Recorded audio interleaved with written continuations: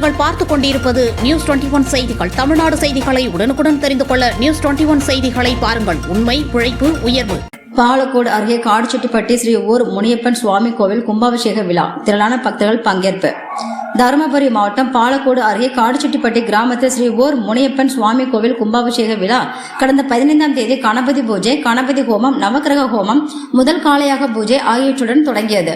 நேற்று முன்தினம் 2ஆம் மற்றும் 3ஆம் காளையாக பூஜை, நாடி சந்தானம், பூர்ணகதி ஆகியவை நடந்தது.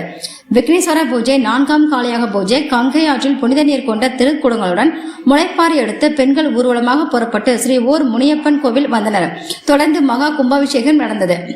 சேலம் மாவட்டம் எடப்பாடி ஐயப்ப சிவம் தலைமையில் சிவாச்சாரியார்கள் கோபுர கலசத்திற்கு புனித நீர் ஊற்றி கும்பாபிஷேகத்தை நடத்தி வைத்தனர்.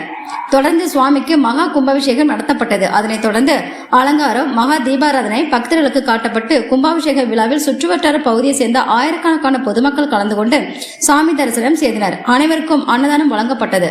இந்த கும்பாபிஷேகத்திற்கான ஏற்பாடுகளை விழா குழுவினர் மற்றும் ஊர் பொதுமக்கள் செய்திருந்தனர். நியூஸ் 21 செய்திகளுக்காக முனியப்பன்.